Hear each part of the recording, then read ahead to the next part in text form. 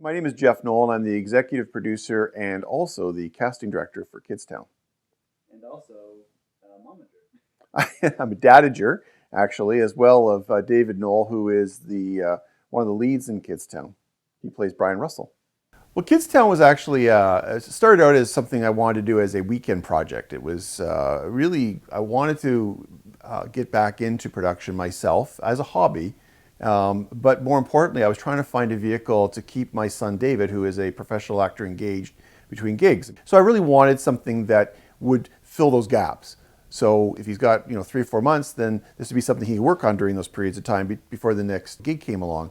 And same true for some of his friends. He'd made a lot of friends on various sets, and I got to know the parents, and we all basically faced the same issue, and that is, how do we keep our kids engaged? How do we keep them growing in their craft?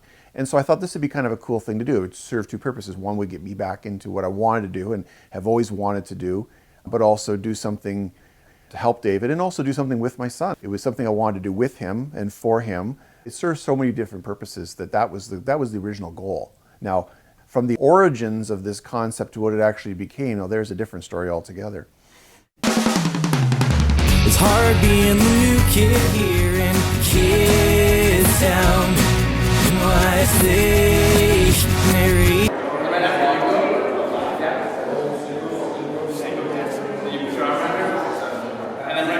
Okay, action. Mom and Dad, they think they're so smart, but they don't even know who's in charge. There's a lot of growing up to do right here in Kidstown.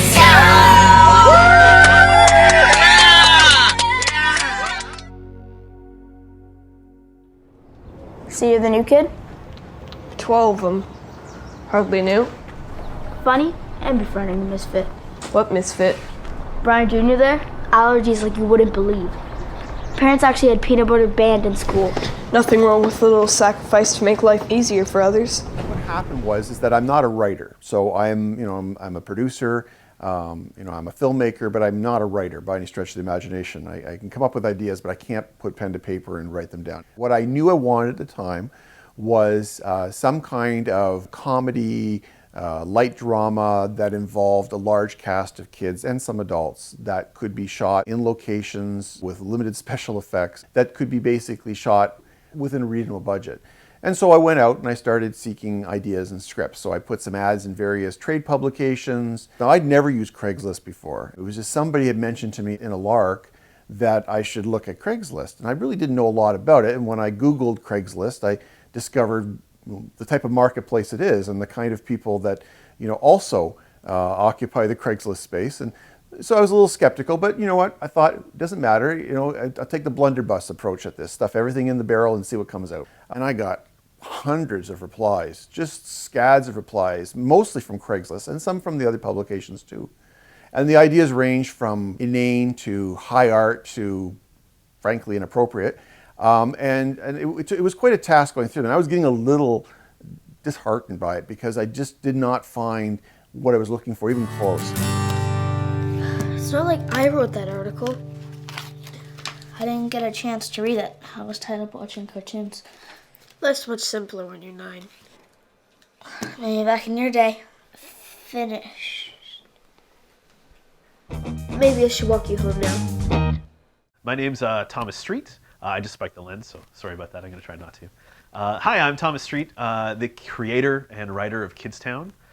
That's, Toronto-based writer. I've been doing it for as long as I can remember, basically, writing and stuff. It's really fun. Kidstown came about in a really strange sort of way. For me, as I write and I come up with ideas, I'm constantly coming up with new stuff. So it's just sort of filing it away sometimes and just sort of making a little note here and there. But I was always looking for ways to get my writing out to filmmakers and producers and get stuff made, because it's one thing to write a script, which I've written a lot of, but it's another thing to get it made, which I haven't had as many done. So I was on Craigslist looking up people that were looking to hire writers.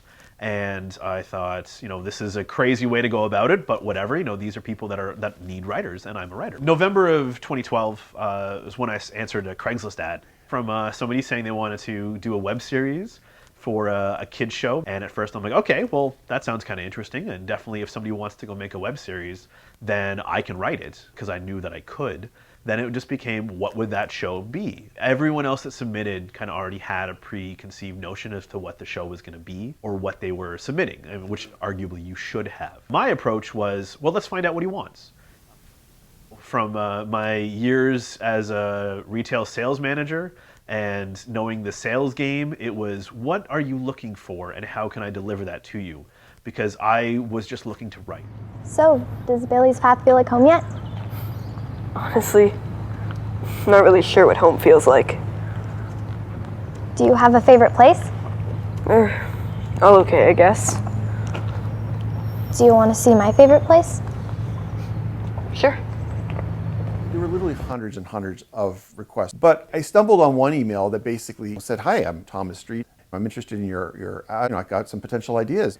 This was somebody that actually didn't try to change my mind of what I wanted and actually said, I can come up with something that you want. And so I said, yeah, sounds great. Let's do that. And within a couple days, I got a list. I think there was 3 or 4 different ideas.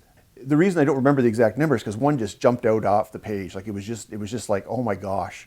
This is what I wanted. And literally I'd been going through months of this stuff and really not thinking it was ever going to come together. So Kidstown was like, let's do a show where a bunch of kids are in charge of their parents.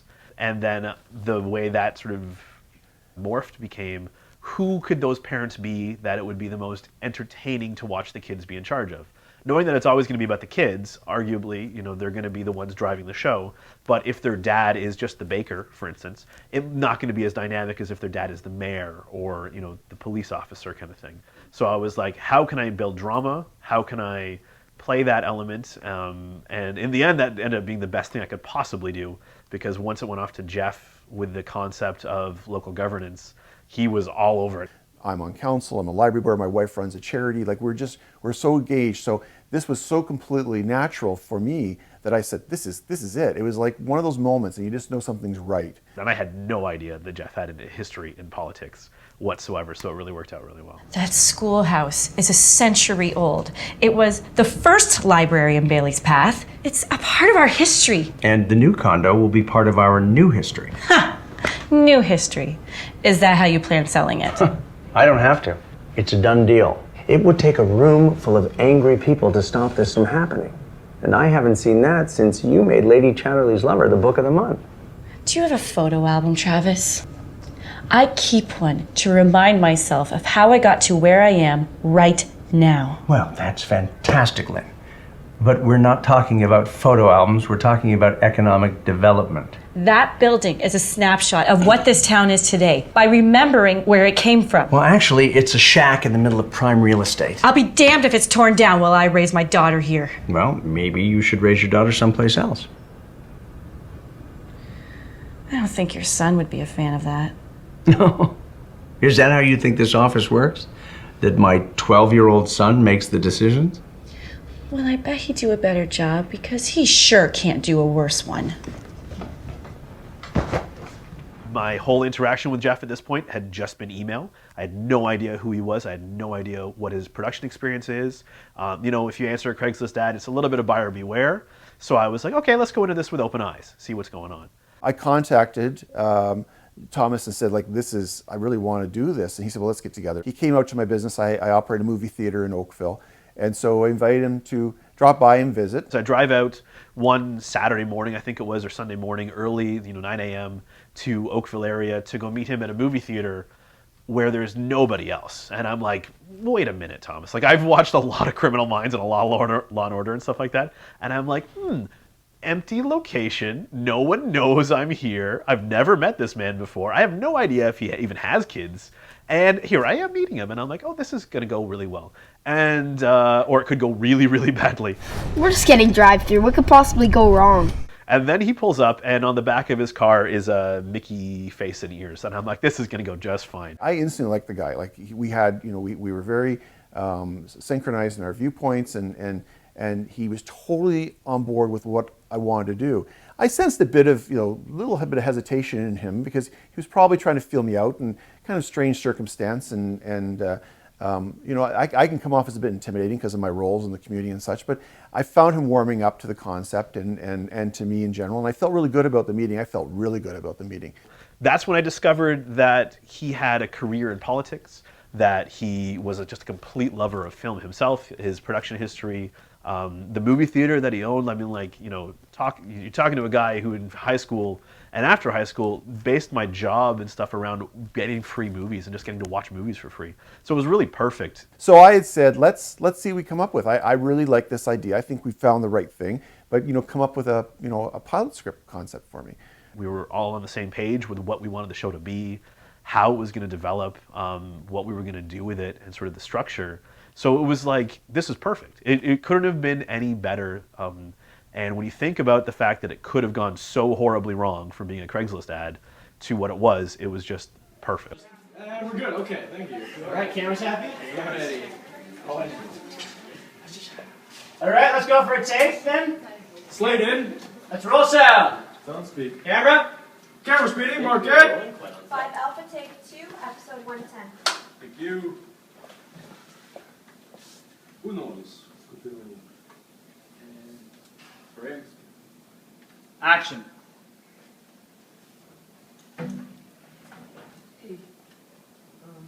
Hey, Keith?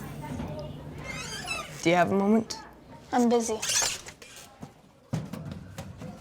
I just have a really big issue, and I was hoping you could give me some advice. Sounds like something you'd ask a friend for. Maybe you should ask Jamie. You guys hang out now, after all.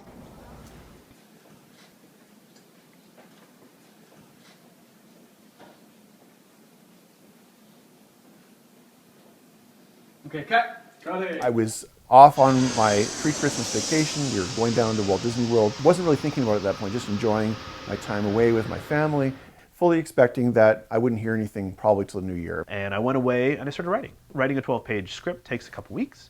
You want to make it as good as you can. I remember, you know, at one point just basically being like, oh my God, I gotta get this done, and just doing like a binge for a couple hours and writing the whole first draft of the episode. And then it didn't change that much from what I sent to Jeff. So mid-December 2012, so a couple weeks after we first met, and I sent it off to him. And I'm like, okay, well, I guess I'll wait a little while to hear back from him, expecting it to take a little bit, whatever. And I think it was like later that day. And I remember the day specifically. I'm walking through Epcot. I'm walking past the big fountains at the front of Epcot, and my iPhone goes off, and my wife sees me look at my iPhone. She said, "Can't you just relax?" I said, "I'm just making sure everything's okay." And it's an email from Thomas. And he said, I've got the first script. And I'm like, wow, this is pretty cool. And I think I responded, I'll have a look at it. I'm on vacation. I'll have a look at it as soon as, I'm back at the hotel. I think actually I got an email first saying, I'm in Disney World. I'll let you know when I read it. And I'm thinking, okay, I got time. He'll read it when he comes back from his vacation. And really what I was saying behind the scenes is my wife's staring at me right now. I'll get back to you later on. Curiosity got the best of me. We're wandering through the park, and David and Michelle got engaged in something else. So I had a few minutes, so I stole away, sat down, downloaded the script on my iPhone, and I just fell in love with it right from there. I sent him a script, and he loves it, which is great. I remember the email, I think, saying that he was in Disneyland, and he decided to read it. And I was like, wow, you're taking time out of your vacation in Disneyland to read my script. And I was like, that's really cool. I felt pretty good. From the first couple of paragraphs, I knew this had to be done. Later that day, I love it, this is it, we're a go. And I remember thinking, that's crazy, but that's also awesome.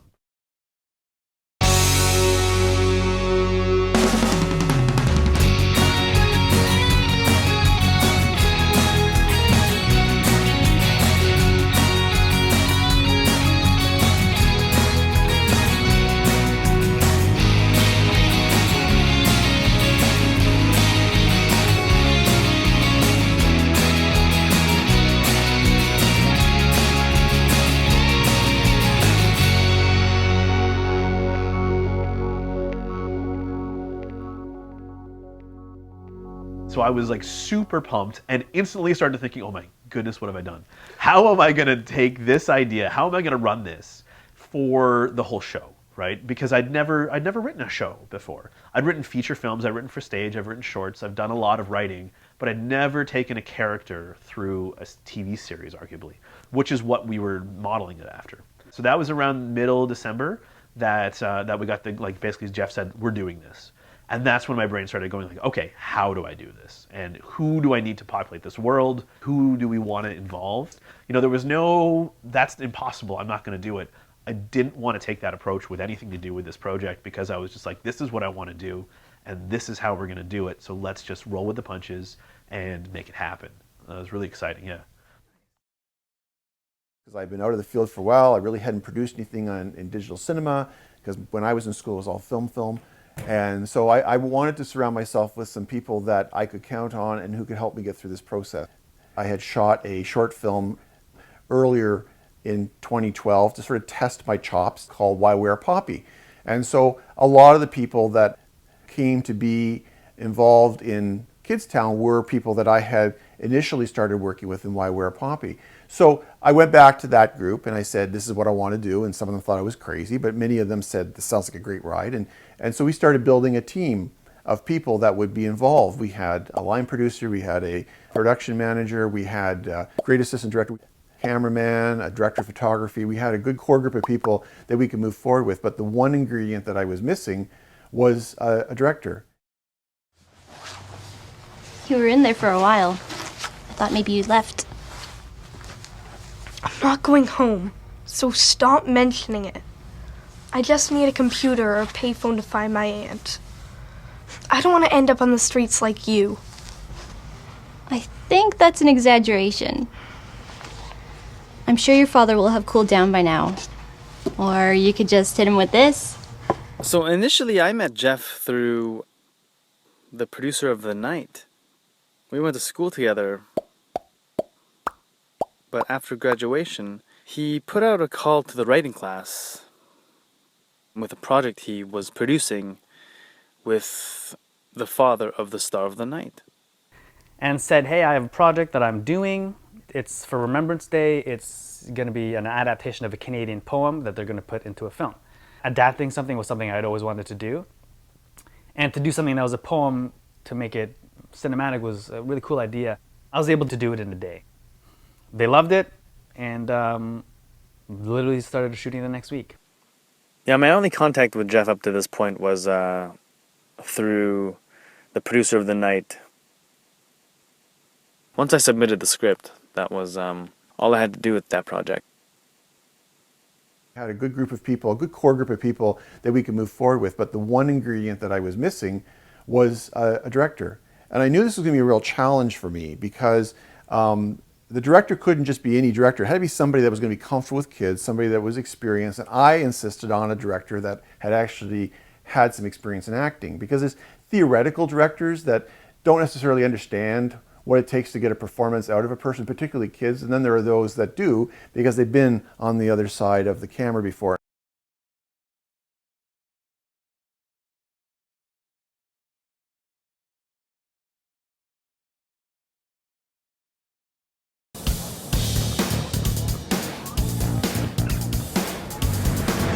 Much Music and Astro Kick are looking for the Big Jingle Kick correspondent. It's your chance to get behind the scenes at the biggest music event of the holiday season. For your chance to win, go to muchmusic.com and click it to kick it. So I'm a theater major from the University of Toronto. I was a member of the University College Drama Program at U of T downtown Toronto. Managed to get into the director's shows my first year. Did Edward Albee's Everything in the Garden with the Victoria College Drama Society. Did a play for the Fringe. Eventually, after being used to rehearsing and going so in depth with characters, directing just seemed like the next step for me.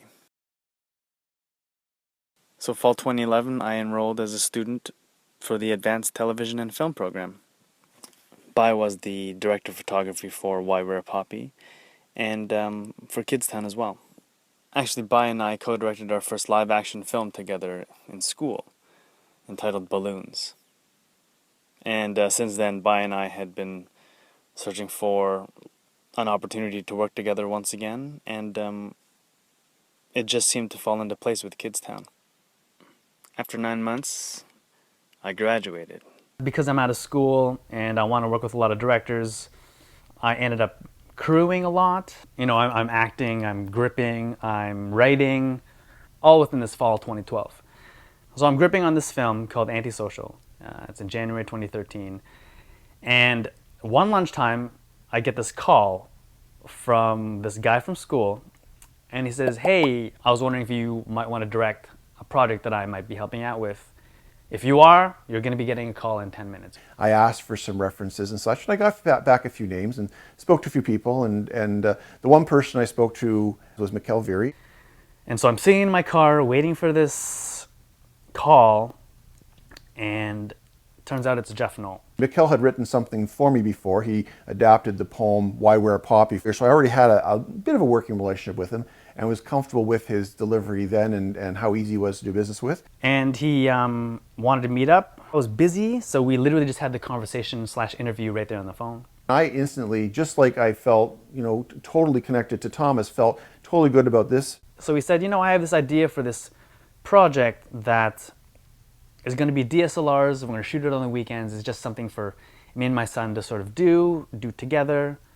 And I thought, hey, that sounds something I can definitely do on the weekends, no problem. And I really felt good that this was a fellow that could do exactly what he needed to do and relate to the kids and be able to relate as an actor, as a director, as a filmmaker, and somebody who clearly liked children. And that was really important to me, because if you didn't like kids, then you have no business directing a cast of predominantly kids. It's tough to deal with kids as a parent. It's probably 20 times more difficult to do it as a director when you need to get them to do things exactly when you need them to do it, and you need to get them to do it multiple times because, you know, the nature of filmmaking. And I literally got the gig on the phone call. He was like, you know, I feel really good about this. You're hired. So we went through that process of putting together the core team, and I think we knocked it out of the park. Great director of photography, great assistant director. We got all these people lined up, and then we moved into the pre-production phase.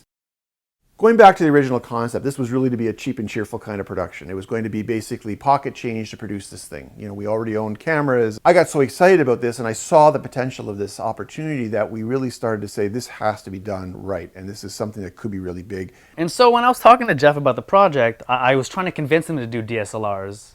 The decision that I made was, I have to take this to the next level. But one of the things I discovered is when you take it out of that realm of being just like a fun weekend project from, you know, between son and dad into something more professional, all of a sudden a lot of other factors come into play. You have to insure your production, you have to do all these other sort of things. So we then went through that process, and I'm an experienced business person, so I understood how to manage all this. Then we had an epiphany. My son, who is a professional actor, and a number of the other kids that we wanted to be involved in this production were professional actors and were members of the acting union, ACTRA.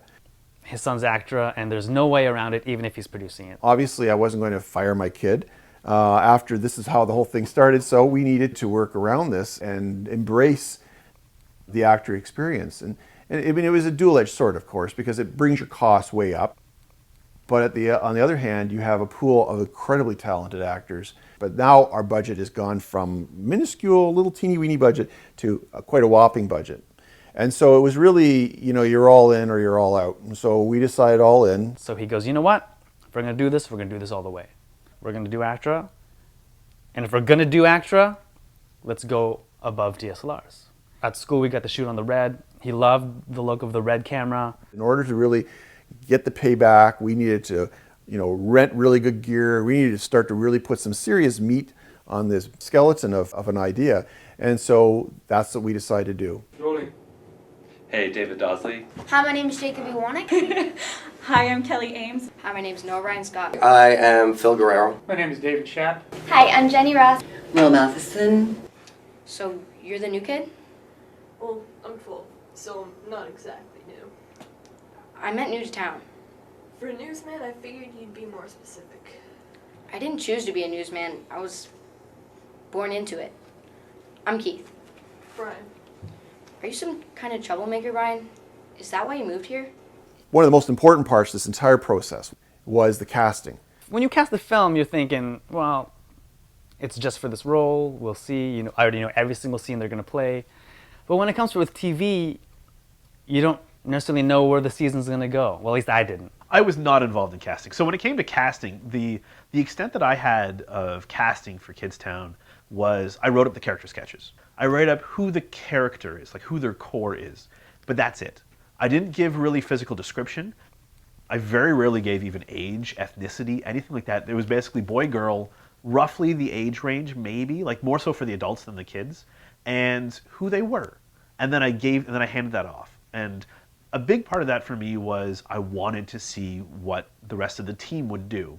Because again, full disclosure, I guess, at this point, I have no idea if this is actually all coming together. Thomas's script was awesome, and it had some terrific, colorful characters, kids and adults.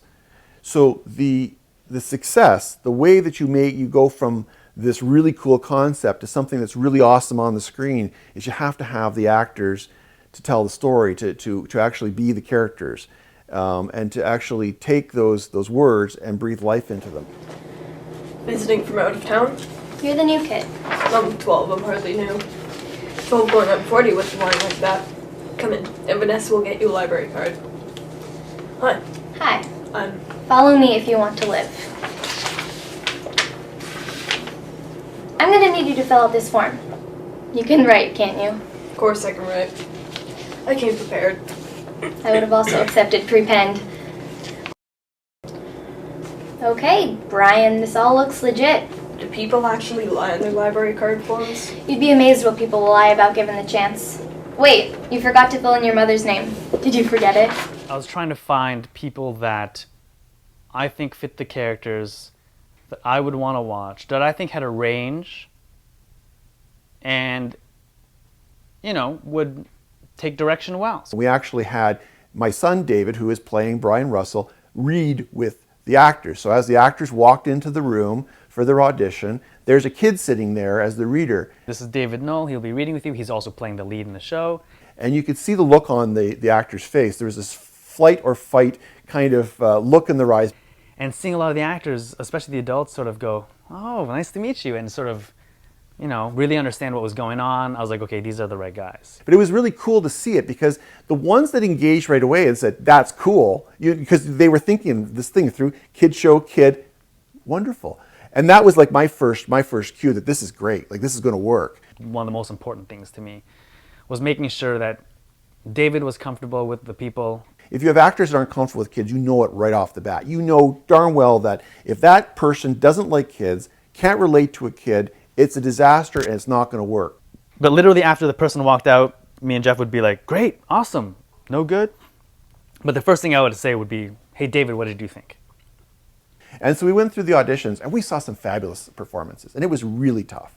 But I got to tell you something, that I am so proud of the choices that we made for our cast because they so bang on represent their characters better than anybody else that I think that we could have cast. One thing that was awesome is the whole casting process was happening while I was on a movie. So I was working on, and honestly, I think it was my second feature as a script supervisor. Great movie called True Love, independent Toronto film. Ended up with a lot of the crew actually for Kidstown, or a handful of crew came off of that show. The producers helped us out to get started. But they would see me off in the corner writing away on my iPad. Like I was literally opening, my writing final draft on my iPad, typing away, writing up our show, writing up our concept, really trying to plot out as much of the story as I could for a 12-episode season without writing the scripts, because in the end, everything went out the window. But during that movie that I was on, like the casting was happening, and that's where I was, so I knew that I couldn't be part of it. And during that phase, I get told by Shauna McDonald, my boss on that movie, the producer, that her friend's just been cast in my show. And I'm like, what? I'm like, I have no idea. Sure. And she's like, yeah, he's going to be, I don't even know who he's going to be. And they just, it was just this excitement.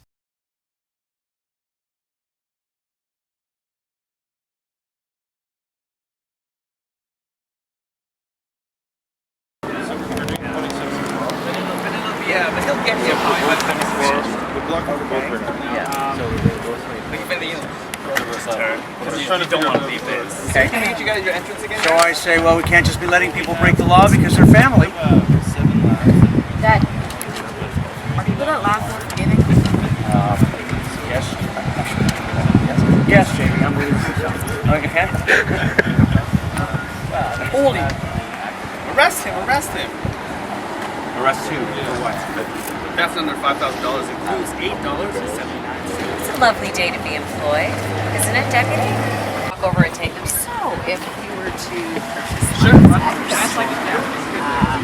Would that be okay?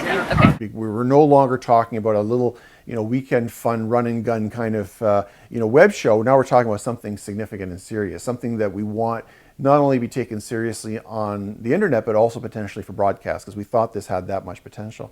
So we looked at a whole range of things, from private investment to microloans to crowdfunding, and we turned to Indiegogo, and we designed a crowdfunding campaign, and we scheduled a combination table read day and crowdfunding video production day.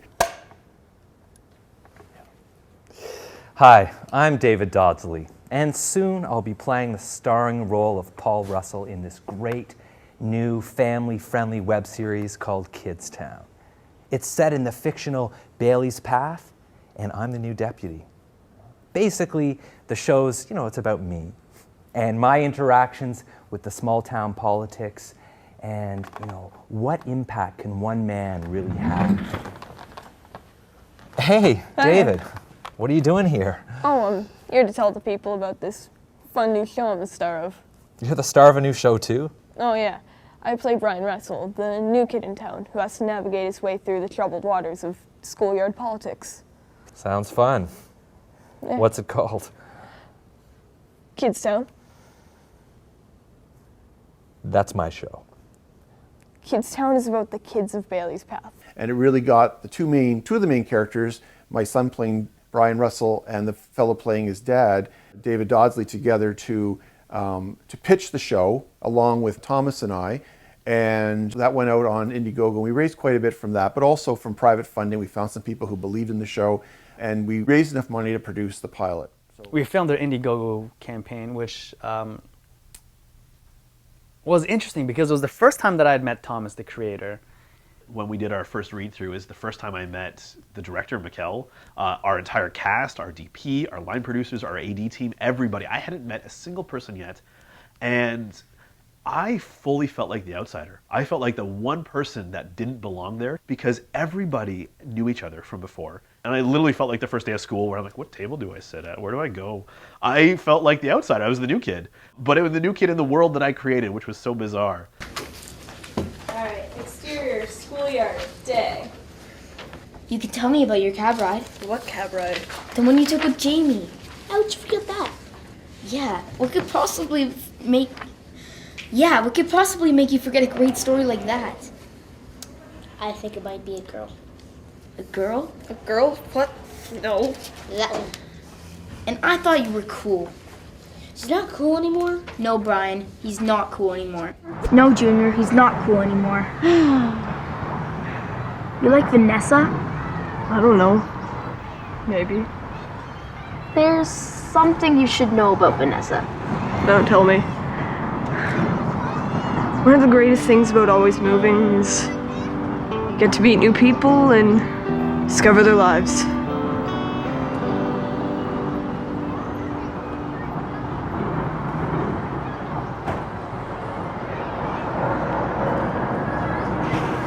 Tried to tell you.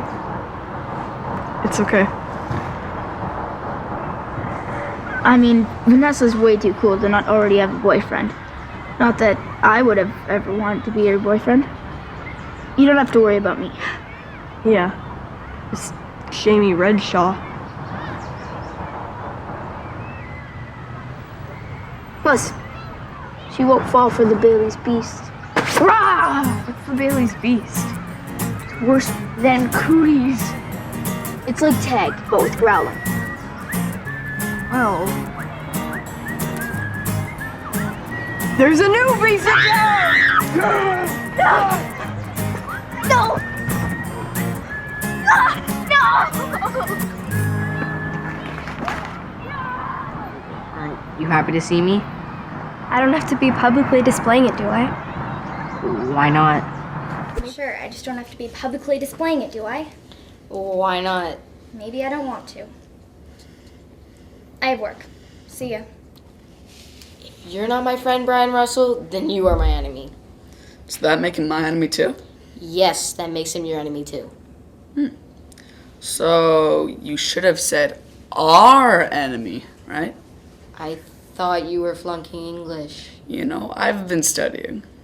But it was such an exhilarating experience to be brought into my world that way, that I'd sort of created, but to see what you guys had brought to it as well at the same time, and the crew that were going to do it. And all the parents, let's talk to the kids, and everyone had such a different perspective on their character that it made it very interesting as I started writing, getting to sort of thinking of, well, where can I take them? What can I make them do? So we knew we had to go on the pilot. Where it went from there, we had no idea, because we literally had enough money to pay for the pilot as long as we didn't deviate at all. So we couldn't overspend on the food budget, we couldn't overspend on anything. We had to keep this within limits or we were going to be in serious trouble going forward. From the day that I saw the original email from Thomas, which was late November, to the point where we actually started shooting was March 23rd. So this is a very condensed period of time. So we literally had to go from concept to script to casting to doing the table read to getting the Indiegogo campaign going to actually getting to the point of renting all the gear and getting all the crew engaged and having the first crew meeting to production on March 23rd, 2013, within like 5 months. Was an incredibly exciting, terrifying, exhilarating, horrifying experience. Before that pilot shoot, I found out that the creator and writer Thomas was going to be on set as a script super. Yeah, I mean, you've heard stories about how writers can be with their work, and so I was really, really nervous. I didn't have a doubt in my mind that I could win him over, but I was weary of the possible blips that could happen so often with every scene, almost every line. I mean, it's possible. It could have been a recipe for disaster. I'm always an optimist, but even going into that day, I got to tell you, I had a minor apprehension that this was not going to go extremely well the first time out. How can you possibly expect that 50-odd crew members and 20-odd cast members are actually going to be able to work in synchronization when they first come together in that setting, in a very stressful, high-energy, very time-sensitive setting, and actually be able to work effectively, efficiently, and be able to achieve every goal? Yeah. Press positions, please. Second take 1. Mark it. Mark! Did you get that? Yep. Close it on. Fred? Action. No idea.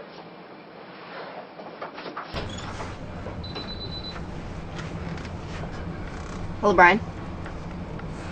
Literally, the second shot we had done on the first day of shooting, there's a scene where Brian opens the door and Jamie's standing there. And I wanted him to turn around and face Brian in the shot. And both Jeff and Thomas were like, why is his back facing? And in my head I was like, don't worry. Secretly I was like, uh-oh. This is not, I don't know. Anyways, action. We see Noah turn around facing David. It was something I really wanted to do, especially like evil characters. And as soon as the shot was done, Thomas and Jeff were both like, that was so cool. And I feel like from that moment on, I was like, okay, I could take a deep breath, I could exhale. I think they're gonna like what I want to do. I'm the youngest of 5, so I live a life of hand-me-downs. Well, I'm glad you like it. What a friend. Day 1, giving me great stuff, cooking us lunch, going through a bully together. Don't forget delivering your papers. You were supervised. I think this is going to be the start of a wonderful friendship. Really? It's got all the classic markers for it. Ding dong! Who's that? Oh no.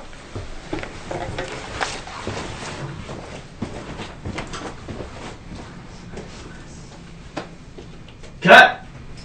Okay. Everybody have attention, please. Attention! Table, please. Okay. So that is a wrap on 101 and 102 of Kidstown.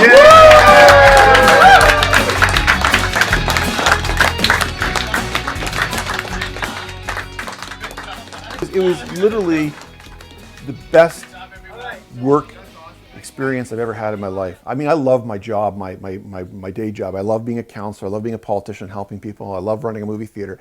But there was nothing like the day when we actually all first assembled to shoot that first episode. I just saw this family come together and instantly, like, everybody just synced automatically. Everybody seemed to like each other. We all were having a good time. Even my dog was having a lot of fun meeting all the cast and crew. It was just such a great experience, and I just was just dying for the next one. You know, it really felt like a family. We did take over Jeff's house, but I felt like Jeff showed us his home of Oakville. And then when that was done, we all sort of said goodbye and did hoorays and high fives, with the hope that we would go on to the next set, or to the next group of episodes. And I suspected we would. I mean, I don't think that I was 100%, but I announced the night of wrap that we are going to continue, that we will have at least 2 more episodes, and everybody was very excited. But we had a month to prepare for the next set of episodes, which was, again, an insane process. If it's a run and gun production with 2 or 3 people and and a little camera, yeah, that's fine. You can make a decision on Monday to shoot on Tuesday, and that's fine. But this is literally dozens of cast, dozens of crew, lots of money, vehicles, equipment rentals, permits for locations, everything to be done in that period of time. But we achieved it.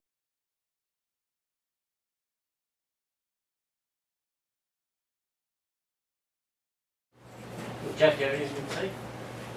Producers?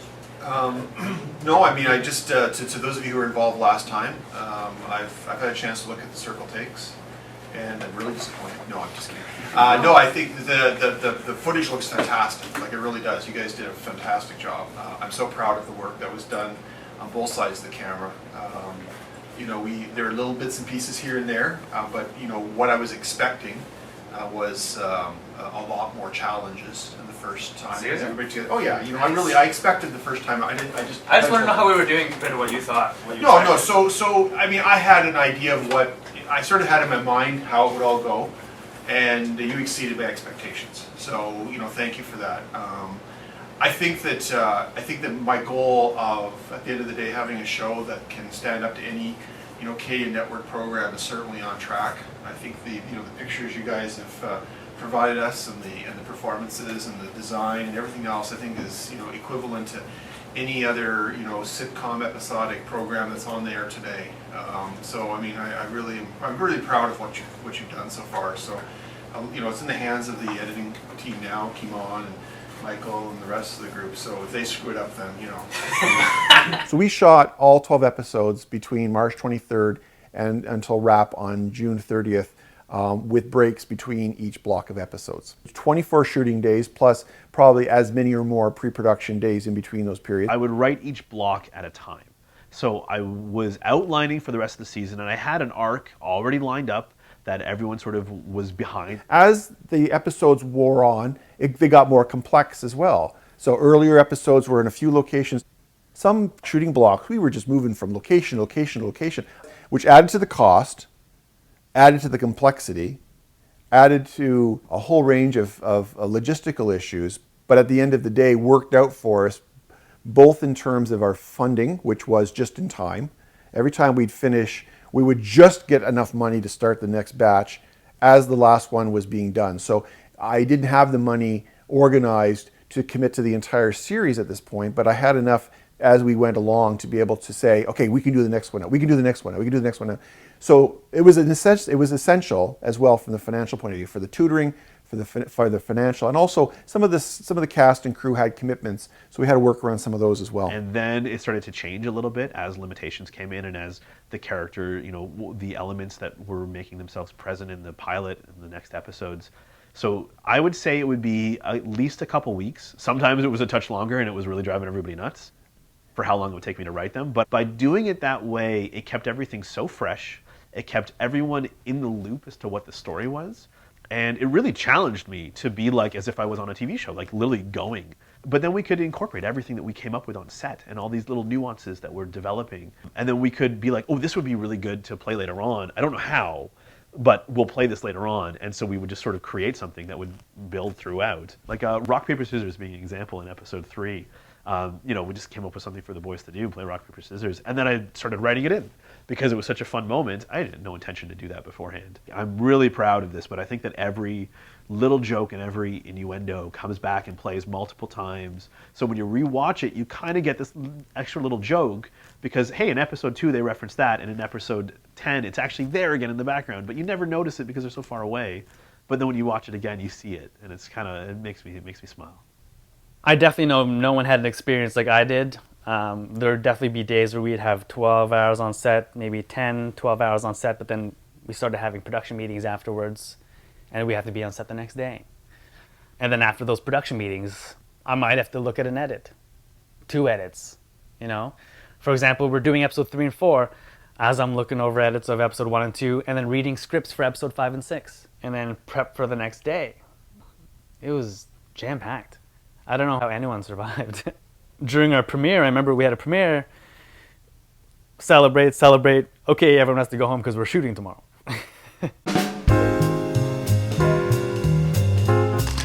The premiere event was like super fun, getting everybody together. It really felt like a movie premiere, which arguably it was. It was a whole lot of people's hard work and effort brought to life on the screen, and everyone laughed when they should have laughed, and they, were like, ooh, or they should have oohed. It was so good. I was very, very happy, and getting to see it up on the big screen was a big treat as well. My best friend, my sister, my stepdad. It was such a great thing because for the longest time, for 6 months or 8 months at this point, they've heard me talk about this, and they've heard me talk about every project I'm about to go do, and they never get to see anything because a lot of it doesn't go to camera. Like I've written stuff, I've had stuff come very close to going to camera, like months away, and then fall through. So for them to see it brought to life is just the greatest gift. And the team that did it, the crew and everybody, it was just so nice. It's gonna sound really cheesy, but I really think my mom would be proud. I'm so proud of what we were able to achieve. I would put up our show against most kids programming on television, let alone the web today. And I think that what shines through in this show is that it's funny, but it's sensible. Yeah, there's a lot of far-fetched concepts, but the way that people deal with the concepts, the way that people solve problems isn't far-fetched. It's about talking, it's about understanding people's perspectives, it's about understanding that people change over time too, that people aren't always what they appear either, that sometimes a bully is just misunderstood. And maybe given some time he can actually come around, and maybe with peer influence he can change from being a bully to being the smartest guy in the room. Hey, can I come too? I bring Vanessa back her science notes. I've been studying. Well, don't go getting too smart or we won't know what to do with you. All right, get going, you leaders of tomorrow. I'm a parent of 5, and I've sat and watched a lot of television over the period of time that I've had children in my house, young children in my house. And I've watched everything from the early days, of kids programming, right through to, some of the stuff that has occurred more recently. And yeah, there's some good stuff out there, but most of it is just not intelligent. It's not, you don't take anything away from it except, your goal in life is to find the coolest guy or the prettiest girl, or, to make your parents look like idiots, or to sneak out after hours, whatever the case is. Often there's no consequences, and often it's just eye candy. So I think we've produced a show that, again, will hold up over time, because I don't think any of the messages are dated. I think that the kids have lots of fun, they get into lots of trouble, they have lots of antics, but there's always a price to pay when you step out of line. But it's fair. The parents aren't all brilliant, and they're not all knowing and all seeing, but they're not all goofy caricatures either. So what you've got is a great product that I'm very proud of, I know the crew's very proud of, and I can't wait to find ways and means to get it into more homes and to build more fans around the world for our little show.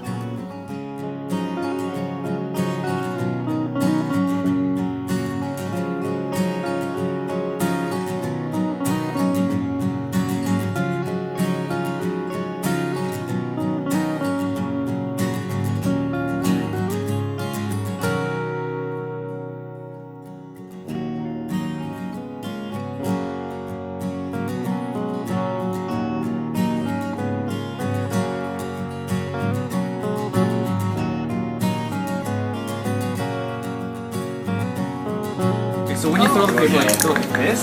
Yes. Okay. That was good. Okay, good.